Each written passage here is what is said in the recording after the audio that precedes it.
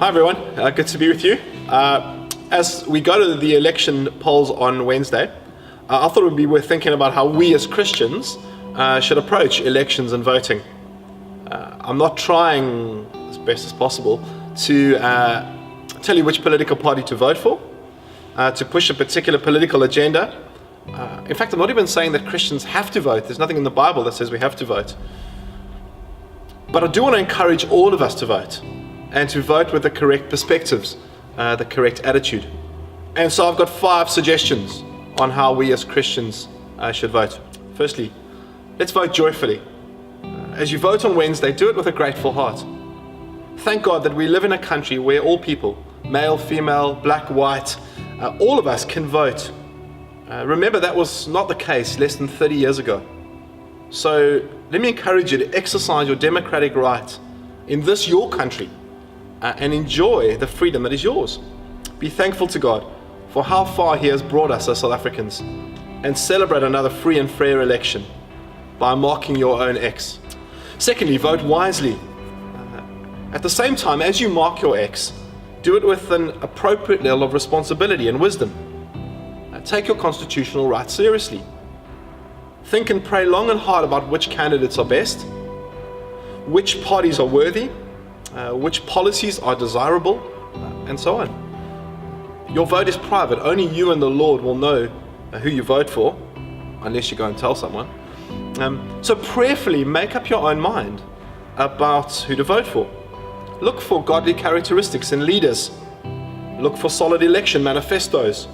Look for robust policies and practices, and so on. No political party is perfect. And then ask God to give you wisdom and to help you to choose well. Thirdly, vote humbly. Just as you enjoy your own democratic right to vote, respect the rights of others. Even as Christians, we are bound to support different political parties, even within this church or within your fellowship group or perhaps within your family. So let's respect one another. Let's avoid being judgmental. We each vote with our own conscience before the Lord, and so we vote humbly before Him. By all means, enter discussions and even healthy debates, but avoid slander and avoid mocking, avoid anger and arrogance. Ultimately, we are all going to need to accept the results of this election, and we're all going to, as Christians, need to submit to those in authority. So vote humbly. Fourthly, vote evangelistically. Use these elections to talk to your friends and your neighbors, and even your children, about the privilege we have to be able to vote in this country. Talk about the joy of participating in elections, and about how far God has brought us as a democratic nation. Point those who are confused or perhaps anxious, perhaps even angry. Point them to the sovereign God who puts governments in place and takes governments away. Talk about your ultimate trust being in the God who saves rather than in people or systems or policies or governments. Lastly, vote eternally.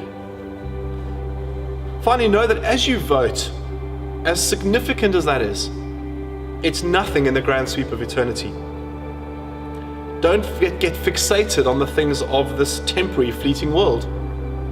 Don't put your ultimate hope and trust in parties or people. Put your hope and your trust in Jesus, the only truly good and upright leader. Kingdoms and principalities and governments are fallen and temporary. Only the kingdom of God lasts for eternity. So vote with a loose grip, knowing that God is sovereign, that Jesus is reigning. In the end, Jesus wins, and all those who put their faith and their trust in Him.